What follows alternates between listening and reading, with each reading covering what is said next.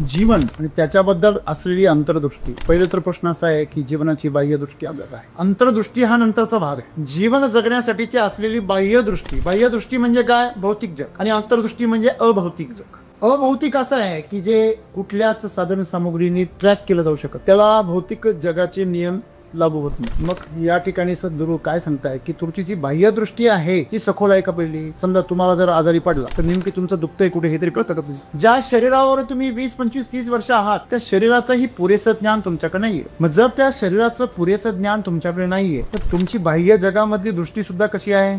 उथळ आहे. दृष्टी म्हणजे दिसल्यानंतर त्याविषयी जो अर्थ निर्माण केला जातो त्याला म्हणायचं दृष्टी. आणि म्हणून सद्गुरू आज आम्हाला म्हणतात जीवनाबद्दल तुमची जी दृष्टी आहे ती सखोल असली पाहिजे. मग ती बाह्य काय असेल मग ती सखोल पाहिजे. किमान तुमच्या शरीरात काय चाललंय हे तर तुम्हाला कळलं पाहिजे. तुमचं काय चाललंय तुमच्या मनामध्ये हे तर तुम्हाला कळलं पाहिजे. आणि जेव्हा तुम्ही एक स्तर पार करता तेव्हा तुम्ही अंतर्दृष्टीपर्यंत पोहोचता. जीवनामध्ये अंतर्दृष्टी तुम्हाला जर निर्माण करायची असेल तर तुम्हाला ह्या शरीराच्या आणि मनाच्या स्तरावरती पहिली दृष्टी निर्माण करणं गरजेचं आहे. ही दृष्टी जोपर्यंत तुमची स्ट्रॉंग होत नाही तोपर्यंत तुमची अंतर्दृष्टी काही तयारच होणार नाही. का? जोपर्यंत तुम्ही या भौतिक जगतामधून मुक्त होत नाही तोपर्यंत तुम्हाला अलौकिक जगाचा कधीच अनुभव येणार नाही. जोपर्यंत तुम्ही बाह्य दृष्टीने बघता तुम्हाला शरीरात दिसतील, पण तुम्ही जेव्हा अंतर्दृष्टीने बघा तेव्हा तुम्हाला ऊर्जा दिसेल, शक्ती दिसेल. तुम्ही ह्या शरीराचं वजन करू शकता, त्याच्यामध्ये असलेल्या प्राणाचं वजन नाही होऊ शकत. तुम्ही या शरीराच्या टेस्ट करू शकता विविध प्रकारचे. तुम्ही त्यामध्ये असलेला प्राण आहे त्याची टेस्ट नाही करू शकता. नवे नवे ते प्राण आहेत म्हणून तुम्ही टेस्ट करू शकता. हे लक्षात ठेवा. तुम्ही जे मगाशी विचारलं की सद्गुरू असं सांगता की तुम्ही दुसऱ्यांचा विचार करू नये, आज असं म्हणताय की इतरांच्या मताला तुमच्या जीवनामध्ये काहीच अर्थ असेल नको. पहिलीच्या वर्गामध्ये असं आहे कर एक कपाचा, पुढच्या वर्गामध्ये गेल्यावर ते कर एक कपाचा काही संबंध नाही राहत. मग तो करवत असेल, कमाल असेल, कागद असेल, किरकोळ असेल, काही पण असेल, कात्री पण असेल. म्हणजे क ची विविध रूप तुम्हाला पुढच्या वर्गात शिकायला मिळणार. तसं पहिली स्टेप काय? दुसऱ्यांनी जे बोललं गेलेलं आहे त्यातून तुम्ही चांगलं घ्या. ही पहिली स्टेप. तुम्ही डायरेक्ट दुसऱ्यांचा विचार करणार नाही असं होऊच शकत नाही. म्हणून तुम्हाला पहिली वर्ग शिकवला. काय शिकवला? निंदकाचे घर असावे शेजारी. म्हणजे काय? जो तुम्हाला नाव ठेवेल त्याला जवळ करा आणि त्याचा तुमच्यावर परिणाम होऊ द्या. की पहिली स्टेप आहे. सोन्याचे दागिने करायचे. कच्चं सोनं तुमच्या जवळ. काय करावं लागेल? पहिल्यांदा ते भट्टीमध्ये तापवावं लागेल. म्हणजे त्याच्यामध्ये अशुद्धी काय होती?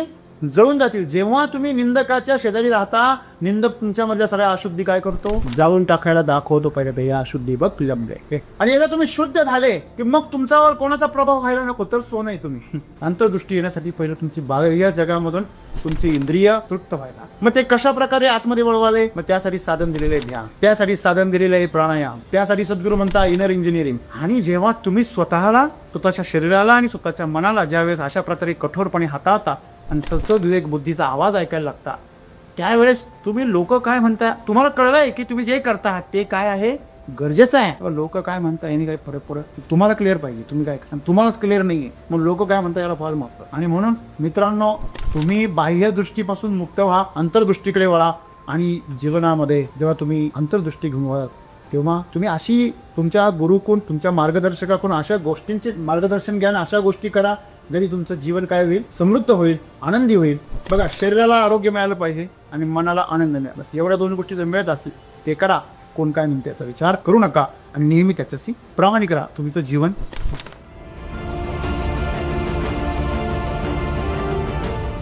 त्याच्याबरोबर माझा प्रश्न असा आहे सर की जीवनाबद्दल जर आपल्याला सखोल अंतर्दृष्टी हवी असेल तर प्रत्येक डायरेक्ट इनडायरेक्ट इतरांच्या मतांचा आपल्या जीवनावर प्रभाव पडतो. तर तो प्रभाव न पडण्यासाठी आपण कशा पद्धतीने आपण आपल्या जीवनामध्ये किंवा आपल्या विचारांमध्ये आपण बदल केला पाहिजे? सर असं म्हटलं जातं की निंदकाचे घर असावे शेजारी. परवाच्या वेलनेसमध्ये तुम्ही सांगितलं होतं की शेजारीने आपल्या घरामध्ये पण निंदक असायला नाव. तर सद्गुरू आज असं का सांगताय की तुम्हाला जर सखोल अंतर्दृष्टी हवी आहे तर इतरांचे तुमच्याबद्दल असलेले विचार याचा तुमच्यासाठी काहीच अर्थ नसावा. त्यांचा जर काहीच अर्थ आपण घेतला नाही राम तो निंदक असून काहीच उपयोग. बरोबर मित्र. हो जीवन आणि त्याच्याबद्दल असलेली अंतर्दृष्टी. पहिला तर प्रश्न असा आहे की जीवनाची बाह्यदृष्टी आपल्याला आहे. अंतर्दृष्टी हा नंतरचा भाग आहे. जीवन जगण्यासाठीची असलेली बाह्यदृष्टी. बाह्यदृष्टी म्हणजे काय? भौतिक जग. आणि अंतर्दृष्टी म्हणजे अभौतिक जग. लौकिक जीवन आणि अलौकिक. Materialistic life and spiritual life. In between there is immaterial life. म्हणजे काय? भौतिक दुनिया जी आहे भौतिक जगामध्ये आपलं शरीर आणि त्याच्या संदर्भात असलेली सर्व शरीरं आणि त्या संदर्भात असलेली सर्व भौतिक गोष्ट. तुमच्या परिवारामध्ये असलेल्या माणसांचे शरीर हे सुद्धा भौतिक जग आहे. फक्त तुमचं शरीर हे भौतिक जग नाही, आपलं मन सुद्धा एक भौतिक जग आहे. म्हणजे अभौतिक असं आहे की जे कुठल्याच साधन सामुग्रीने ट्रॅक केलं जाऊ शकत, त्याला भौतिक जगाचे नियम लागू होत नाही. मग या ठिकाणी सद्गुरू काय सांगताय की तुमची जी बाह्यदृष्टी आहे ती सखोल आहे का? पहिली समजा तुम्हाला जर आजारी पडला तर नेमकी तुमचं दुखतंय कुठे हे तरी कळतं का? ज्या शरीरावर तुम्ही 20, 25, 30 वर्ष आहात त्या शरीराचंही पुरेसं ज्ञान तुमच्याकडे नाहीये.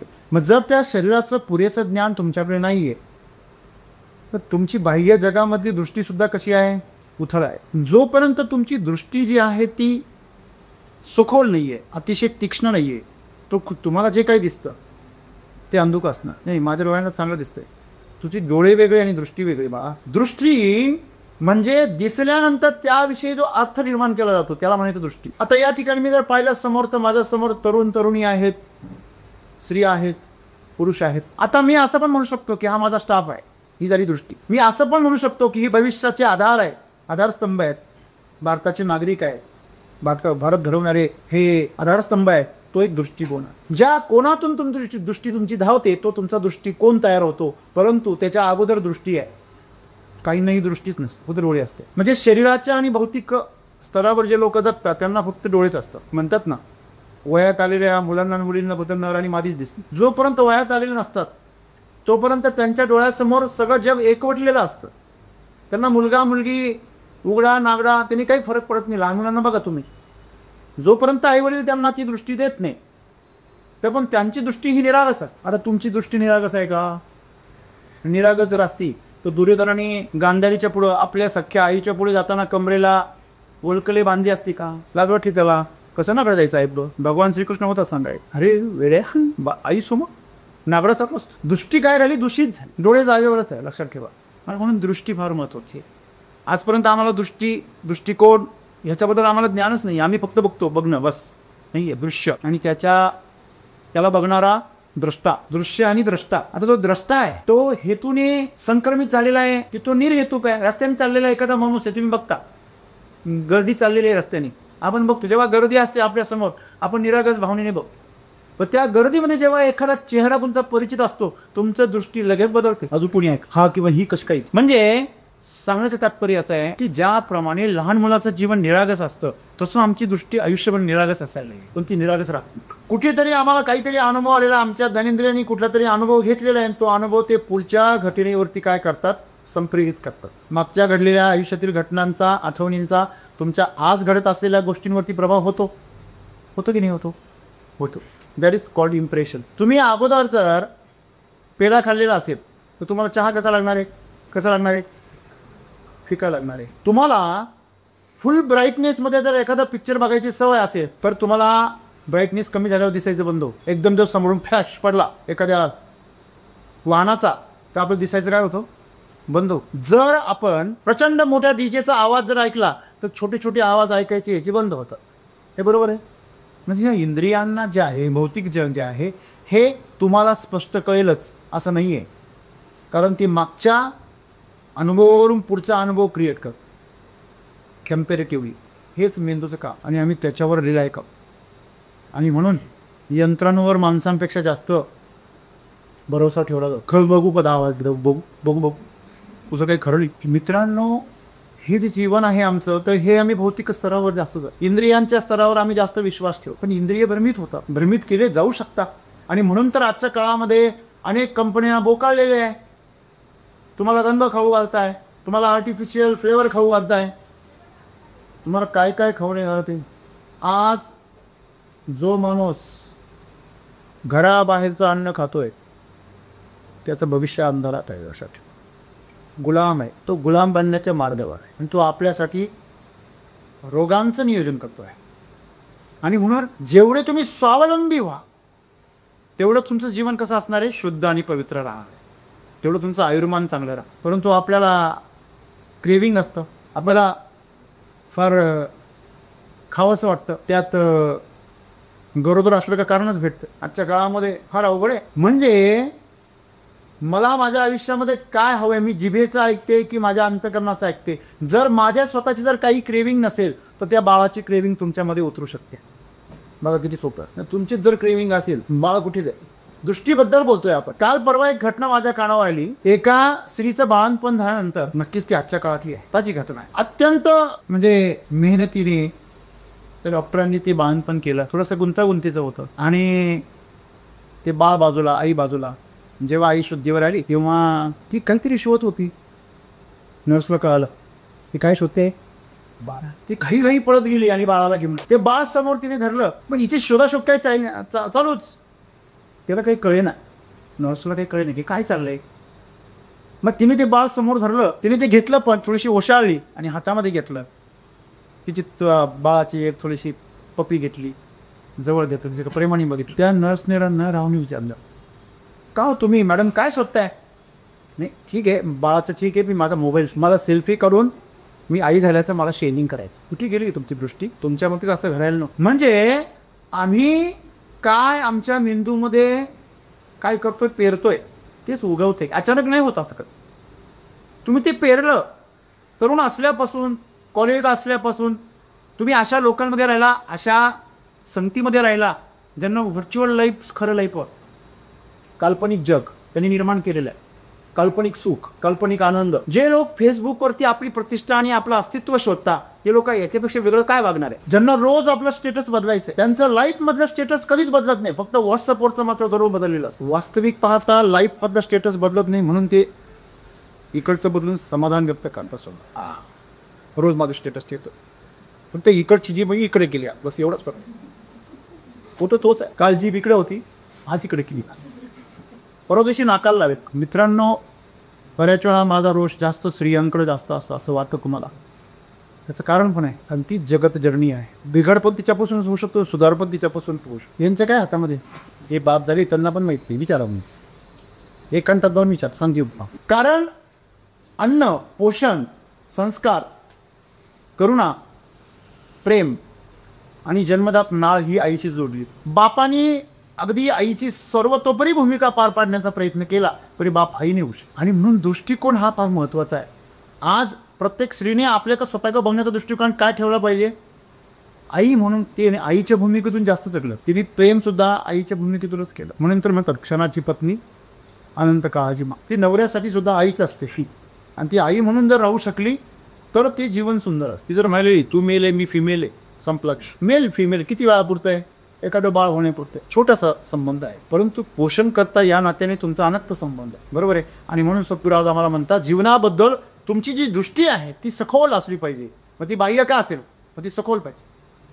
किमान तुमच्या शरीरात काय चाललंय हे तर तुम्हाला कळलं पाहिजे. तुमचं काय चाललंय तुमच्या मनामध्ये हे तर तुम्हाला कळलं पाहिजे. आणि जेव्हा तुम्ही एक एक स्तर पार करता तेव्हा तुम्ही अंतर्दृष्टीपर्यंत पोहोचता. माणूस कुठल्याही गोष्टीतून मुक्त कधी होतो, एखाद्या गोष्टीमधून मुक्त कधी होत होतो, त्याला खूप त्रासदायक झाली तर होतो, किंवा त्याला वीट आला तरी पण होतो. एखादी गोष्ट त्याला खूप मिळाली तरी पण त्या गोष्टीतून मुक्त होऊन जातो. आणि एखादी गोष्ट त्याला मिळालीच नाही तरी पण तो काय होतो, किंवा मिळून त्रास द्यायला लागली तरी पण मुक्त होत. मग आज तुमच्या जीवनामध्ये ज्या गोष्टींनी तुम्हाला बांधून ठेवलंय, मी नेहमी सांगतो तुम्हाला दारू सोडायची ना, एक एक पेक पिऊन कधी सुटणार नाही.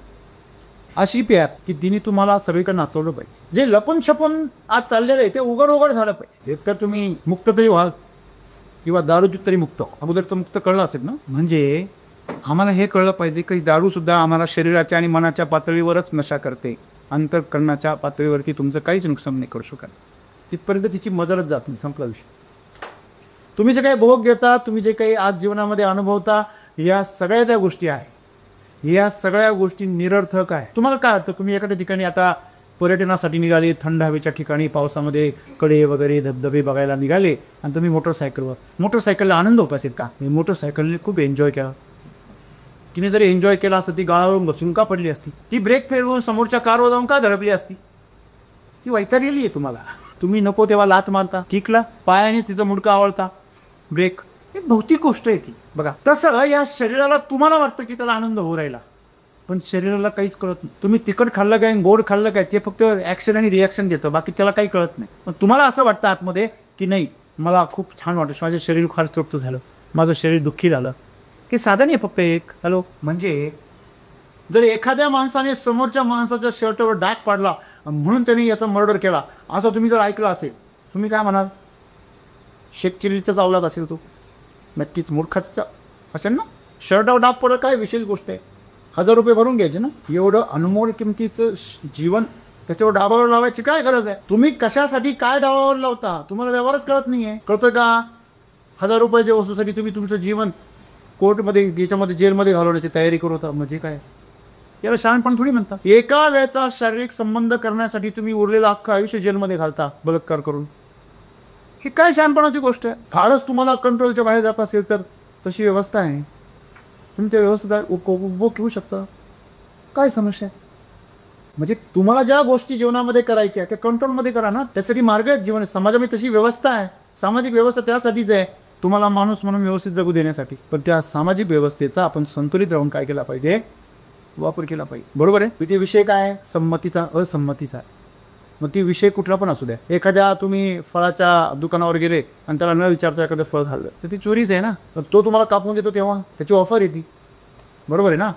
म्हणजे जीवनामध्ये अंतर्दृष्टी तुम्हाला जर निर्माण करायची असेल तर तुम्हाला ह्या शरीराच्या आणि मनाच्या स्तरावरती पहिली दृष्टी निर्माण करणं गरजेचं आहे.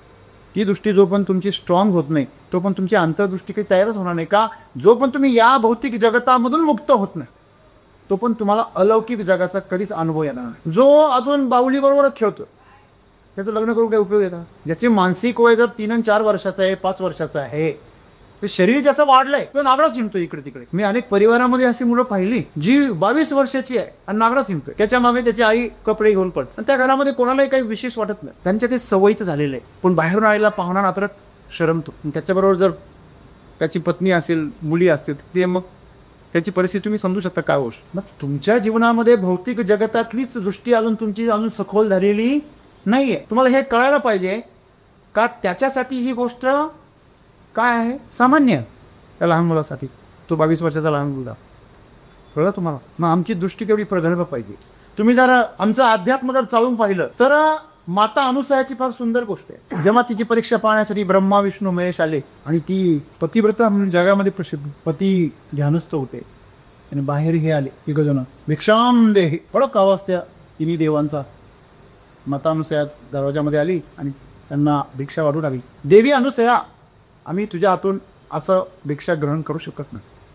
मग तुम्हाला निर्वस्त्र आम्हाला भिक्षा द्यावी लागेल. काही जण असा विचार करतो देव पण बिघडले तू देवांची पण वासना मिळेल ना म्हणून तो ते देव आहे ना ते परमेश्वर नाहीये. देव म्हणजे पुण्यवान आणि राक्षस म्हणजे पापी. बस एवढंच आहे. तुम्ही पुण्यवान झाले की तुम्ही पण देव होता. ब्रह्मा विष्णू महेश तुम्ही ज्याला समजता ते नाही ते देव स्वरूपामध्ये मानवाच्या रूपात आहे. जे ब्रह्मा विष्णू महेश जी शक्ती आहे ती शक्ती अलौकिक आहे. तिच्याबद्दल हे वर्णन नाहीये. काही लोकांना असं वाटतं परमात्मा जर असं करत असेल तर हे नक्की वाटायला पाहिजे. तुमच्या बुद्धीची त्या ठिकाणी कस लागतो म्हणून तो भ्रम दूर करा पाहिजे. तर हे देव रूपात ते आले परीक्षा घेण्यासाठी. जेव्हा प्रभू श्री रामचंद्रांनी विष्णूने अवतार घेतला प्रभू रामचंद्राचा तेव्हा त्या अवतारामध्ये ते सामान्य मानवासारखे जगले की नाही जगले.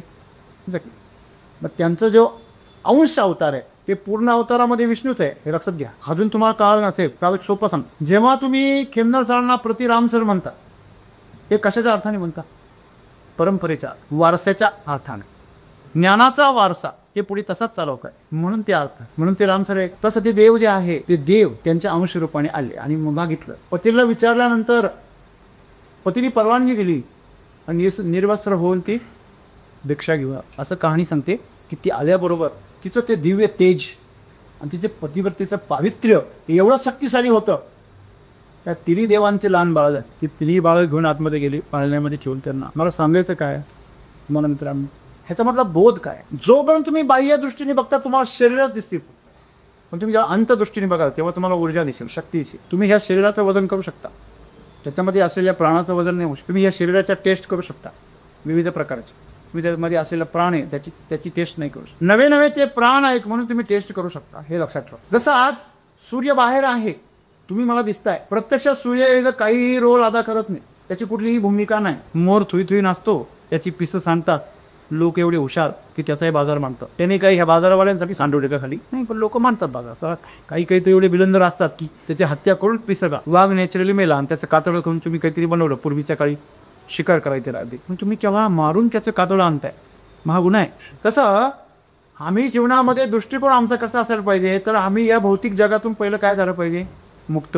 आम्ही या भौतिक जगामध्ये मुक्त होतोय का आज आम्हाला खाण्याची वासना आहे, आम्हाला काहीतरी पाहण्याची वासना आहे, आम्हाला काहीतरी भोगण्याची वासना आहे, आम्हाला काहीतरी मिळवण्याची कामना आहे, आम्हाला स्वप्न पूर्ण करण्याची कामना आहे, आमच्या महत्त्वाकांक्षा आहे. त्याच्यामुळे पहिली गोष्ट तुम्ही जे मागाशी विचारलं की सद्गुरू असं सांगता की तुम्ही दुसऱ्यांचा विचार करू नये, आज असं म्हणताय की इतरांच्या मताला तुमच्या जीवनामध्ये काहीच अर्थ असेल नको. पहिलीच्या वर्गामध्ये असं आहे कर एक कपाचा, तर पुढच्या वर्गामध्ये गेल्यावर ते कर एक कपाचा काही संबंध नाही राहत. मग तो करवत असेल, कमाल असेल, कागद असेल, किरकोळ असेल, काही पण असेल, कात्री पण असेल, मग ते काकाने काकीच्या कपाटातून काकूच्या कामाचा कागद कात्रीने करा कापलं, असा क असा कसाही पण असेल.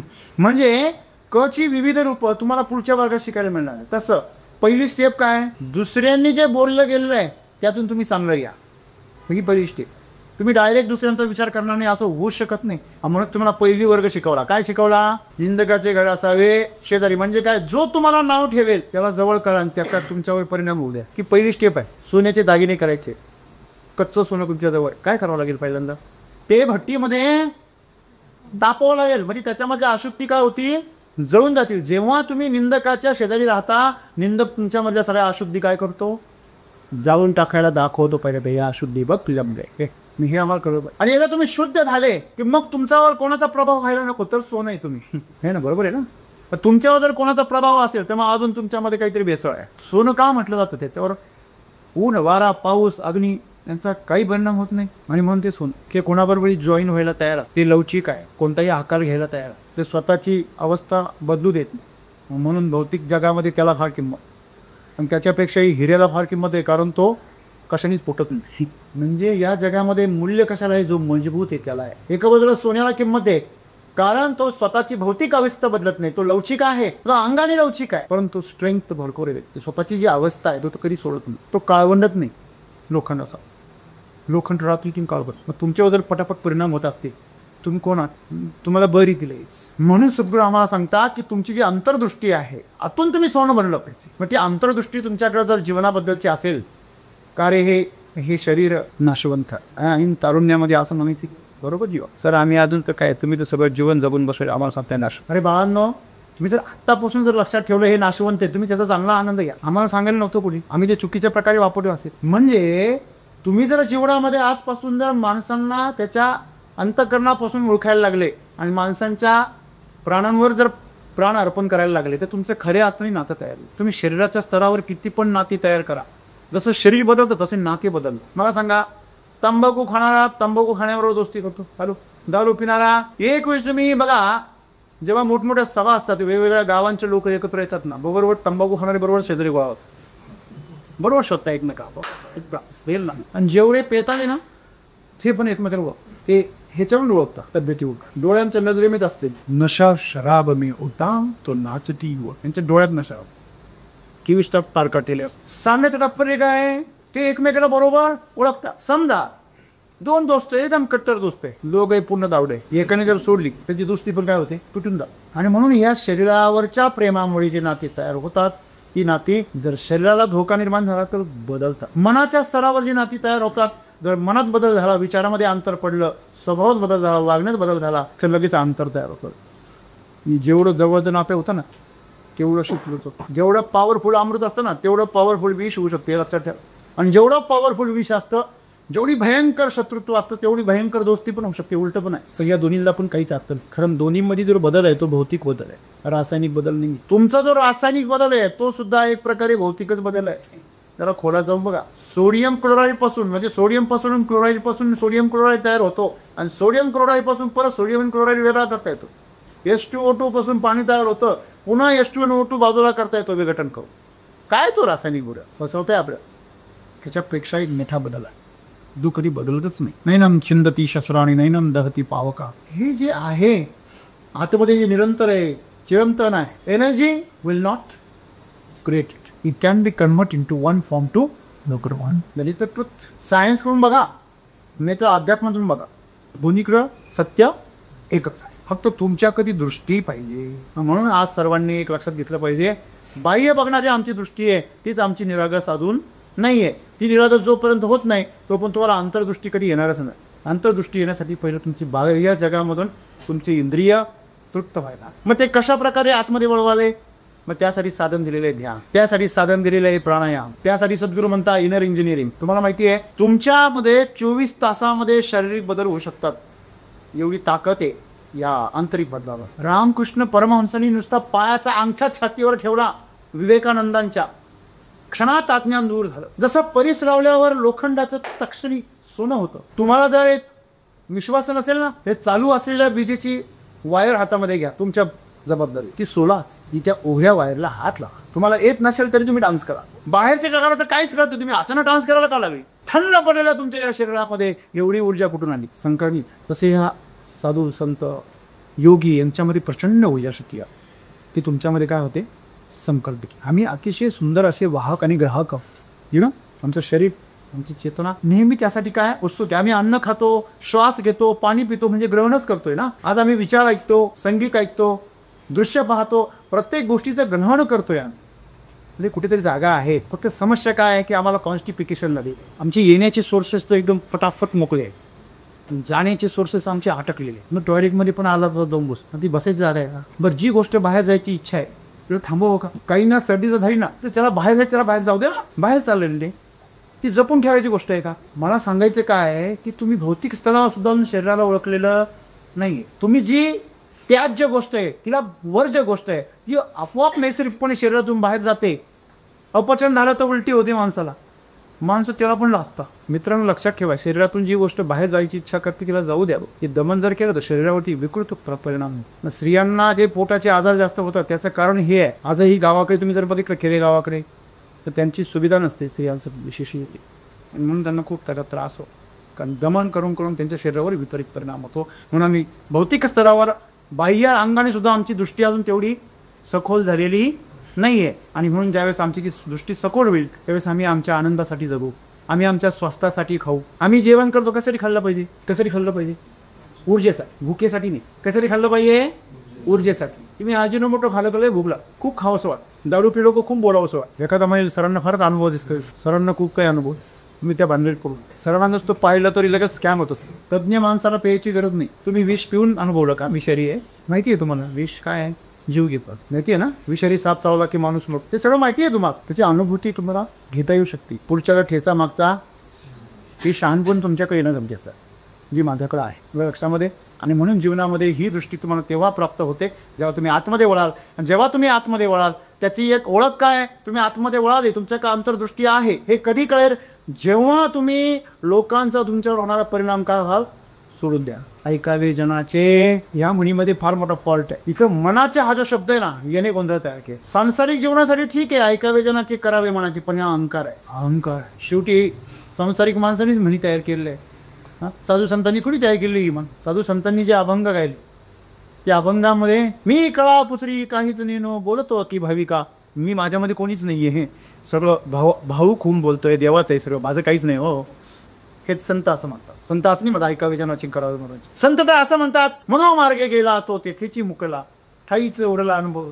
जो मनाच्या मार्गाने गेला त्याचा विषय संपला. आणि म्हणून ऐकावे जनाचे करावे अंतकरणाचे. करावे म्हणजे अंतकरणामधून 2-2 आवाज येतात. बऱ्याच जणांच्या अंतकरणातून किती आवाज येतात? जो आवाज सत्सद विवेक बुद्धीला धरून आहे तो ऐकायचा. आता सत्सद विवेक बुद्धी म्हणजे काय? सत्य आणि असत्य यांचा विचार करण्याची जी क्षमता आहे तिला विवेक असं म्हणतात. आणि ती विवेकाने आलेला जो काही निर्णय आहे तो तुम्ही, मी जे करतो आहे त्यांनी कोणाचं कल्याण होतंय का? मग करा. तुमचं तरी होतंय का? तुमचं कल्याण होताना कोणाचं नुकसान होतंय का? नका करू. कोणाचंच कल्याण नाही होते, नका करू. सत्सद विवेक हे करणं गरजेचं आहे का? हे बोलणं गरजेचं आहे का? हे ऐकणं गरजेचं आहे का? हे खाणं गरजेचं आहे का? कोण खुश होते बरं हे खाऊन? कोण खुश होते बरं हे करून? हे सर्व आम्ही जेव्हा स्वतःला विचारायला लागतो, हे प्रश्न आम्ही स्वतःला निर्माण करायला लागतो, स्वतःला आम्ही नेहमी पिंजऱ्यामध्ये उभं करतो आणि जाब विचारतो, स्वतःचे आपण वकील बनतो का न्यायाधीश बनतो? कठोर बनतो. न्यायाधीश बनून आपण स्वतःला निर्णय घेतो, तुला हे असं करावं लागेल. आणि जेव्हा तुम्ही स्वतःला, स्वतःच्या शरीराला आणि स्वतःच्या मनाला ज्यावेळेस अशा प्रकारे कठोरपणे हाताळता आणि सत्सद विवेक बुद्धीचा आवाज ऐकायला लागता, त्यावेळेस तुम्ही लोक काय म्हणता तुम्हाला कळलंय की तुम्ही जे करता ते काय आहे गरजेचं आहे. लोक काय म्हणता याने काही फरक पडत तुम्हाला क्लिअर पाहिजे तुम्ही काय करता. आणि तुम्हालाच क्लिअर नाही आहे मग लोक काय म्हणतात याला फार महत्व. जोपर्यंत तुम्ही बालिश आहात तर लोकांना फार महत्व आहे. तुम्ही परिपक्व झालात, मग परिपक्व कसं ओळखायचं? तुम्हाला त्यातून आनंद मिळतोय. बऱ्याच वेळा लोकांना सुखाचा आनंद का फरकच कळत. सुखामध्ये आणि आनंदामध्ये एवढंच फरक आहे पण सुख हे बाहेरून येतं आणि आनंद आतून येतो. म्हणून आनंद न संपणारा असतो आणि सुख हे संपणारा असतं, परिवर्तित होणारा. सुख दुःखामध्ये परावर्तित. आणि म्हणून जर तुमचा आनंद दुःखात परावर्तित होत असेल तुला आता खूप खुश वाटते आणि थोड्या वेळाने थोडं फ्रस्ट्रेट वाटतंय, म्हणजे तो आनंद नाही, ही तुमची फसवणूक आहे, स्वतःची स्वतः केली. आणि म्हणून जीवनामध्ये सर्वांनी इथून पुढच्या काळामध्ये हे लक्षात ठेवलं पाहिजे की जोपर्यंत आपण अज्ञानी आहोत तोपर्यंत निंदकाचे घर असावे शेजारी. आणि जेव्हा तुमच्या जीवनामध्ये तुम्हाला कळतंय की तुमच्या आतमध्ये वळण्याची तुमची क्षमता वाढली आहे, तुम्ही स्वतःला ओळखू शकता, सत्सविवेक बुद्धीने तुम्ही निर्णय घेऊ शकता, त्यावेळेस तुम्ही कोणाचा विचार करायचा नाही. मी जे करतो आहे की जर योग्य असेल, ते गरजेचं असेल, ते कल्याणकारी असेल तर कोण काय म्हणतं ह्याच्याशी मला काहीच देणे घेणे नाही आहे. आणि म्हणून हमसे हे जमाना हम जमाने से नाही असं साधू संत ते म्हणत नाही, तसं त्यांचं जीवन असतंच. आलं लक्षामध्ये. आणि म्हणून मित्रांनो तुम्ही बाह्य दृष्टीपासून मुक्त व्हा, अंतर्दृष्टीकडे वळा. आणि जीवनामध्ये जेव्हा तुम्ही अंतर्दृष्टी घेऊन वळा तेव्हा तुम्ही अशी तुमच्या गुरुकडून तुमच्या मार्गदर्शकाकडून अशा गोष्टींचे मार्गदर्शन घ्या, अशा गोष्टी करा जरी तुमचं जीवन काय होईल, समृद्ध होईल, आनंदी होईल. बघा, शरीराला आरोग्य मिळालं पाहिजे आणि मनाला आनंद मिळाला, एवढ्या दोन गोष्टी जर मिळत असतील ते करा. कोण काय म्हणते याचा विचार करू नका आणि नेहमी त्याच्याशी प्रामाणिक राहा. तुम्ही तो जीवन. धन्यवाद.